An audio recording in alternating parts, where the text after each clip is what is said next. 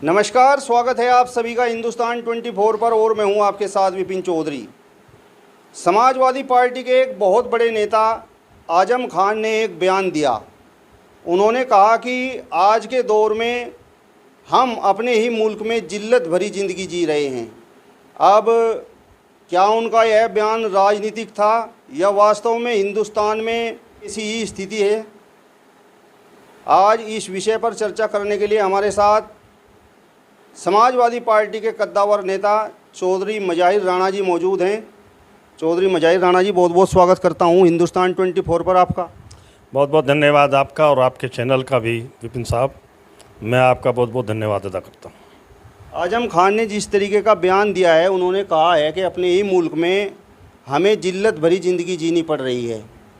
उनका यह बयान राजनीतिक है या वास्तव में आज के दौर में यही स्थिति है?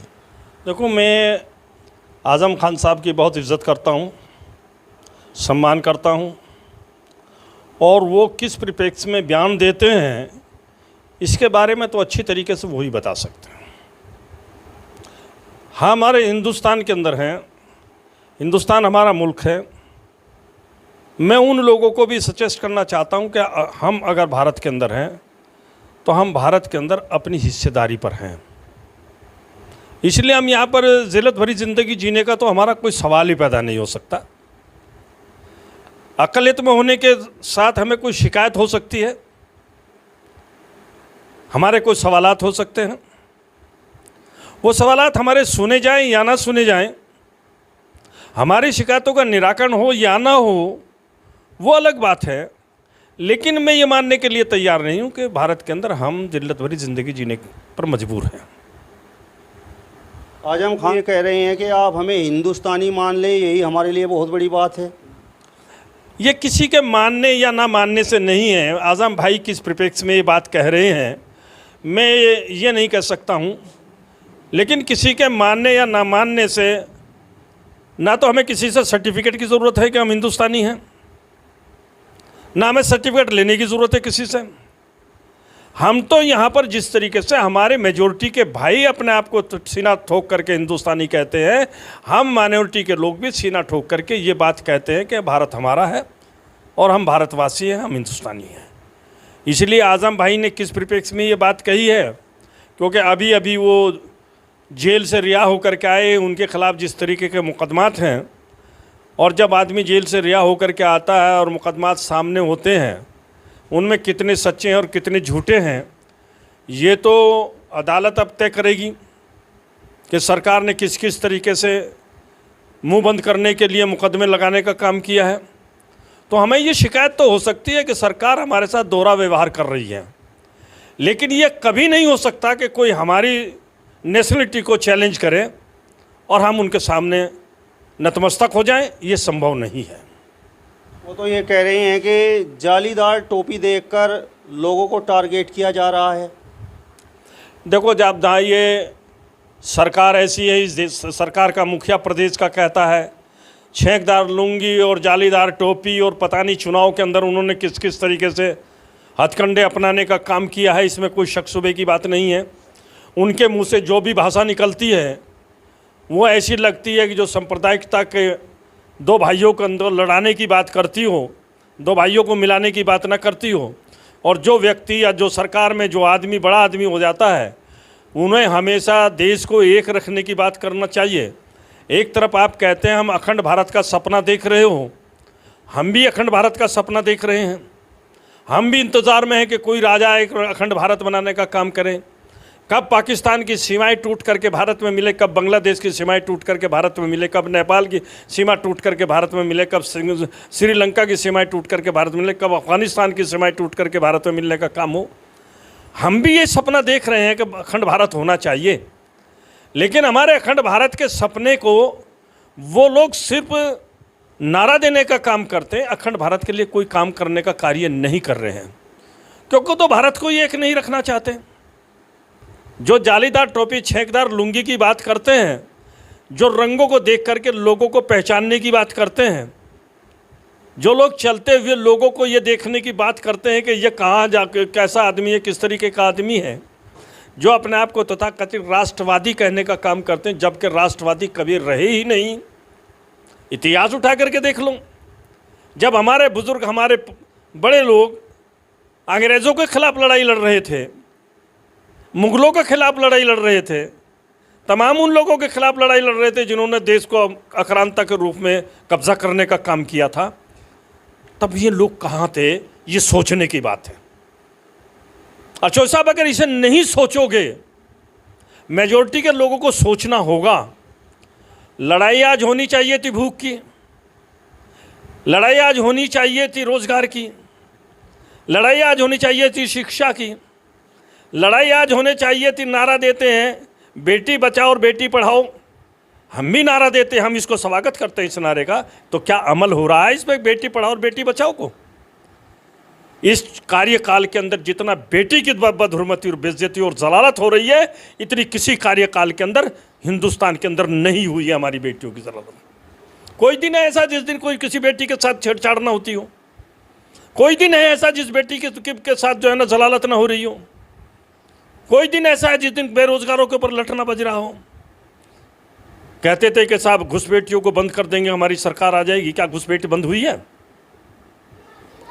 आप घुसपैठ बंद करने की बात करते हो और घुसपैठ कराने की बात करते हो। आप तो यही तो नारा देते थे 2012-13 के अंदर कि सरकार हमारी, देश क्या नाम, हमारी ताकत, हमारी फोर्स हमारी, और हम सीमाओं के प्रहरी हैं और सीमा के अंदर से कैसे आप घुसपैठ कर सकते हो? सबको देखा बार बार, हमें देखो एक बार। हमने तो तब भी ये बात कही थी कि ये बहुत ख़तरनाक लोग हैं, इनको एक बार देखना भी इस देश के नौजवानों के लिए, इस देश के किसान के लिए, इस देश के मजदूर के लिए, इस देश के बुनकर के लिए सबसे ज़्यादा ख़तरनाक स्थिति पैदा होगी। और वो आज हो रही है। रोज़गार, बेरोज़गार फिर रहे हैं लड़के, स्कूलों के दरवाजे बंद हैं, बेरोज़गारी आप ये जान लीजिए जहाँ 60% थी आज 80% है। तो ये क्या हो रहा? तमाशा हो रहा है। और अगर इस तमाशे पर कोई आदमी बोलेगा तो इनकी फोर्स धमकाने के लिए आ जाएगी, इनकी फोर्स उस व्यक्ति का टॉर्चर करने के लिए आ जाएगी। ये पुलिस का इस्तेमाल करते हैं, उन्हें अपनी नौकरी बचानी मौत हो रही है। आज कोई विभाग ऐसा नहीं बचा हुआ जिस विभाग के अंदर आज बेचैनी नहीं है।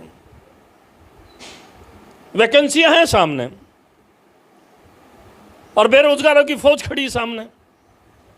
हम कहते भरो, अरे किसी को तो भरो, किसी को तो रोजगार दो। बेरोजगार आदमी सड़कों पर घूम रहा है, आपके फोर्सेस के अंदर भी कमी नहीं है, आप फोर्सेस का मजाक उड़ा रहे हो। ये पहली बार हो रहा है कि इस देश के अंदर मिलिट्री का मजाक उड़ाया जा रहा है। तो कौन कहेगा इस बात को आकर के?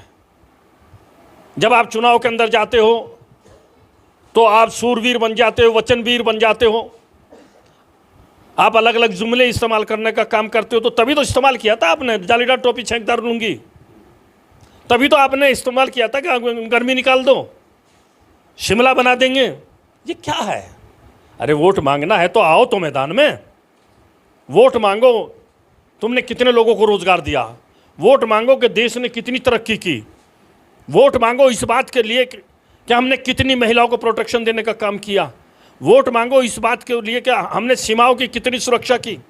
शीतकाल के अंदर कैजुअलिटी हो रही है, नौजवानों को जो है ना मारा जा रहा है। शीतकाल के अंदर जिस तरीके से हमारी बहनें बेवा हो रही हैं, उनकी मांग का सिंदूर पूछ रहा है।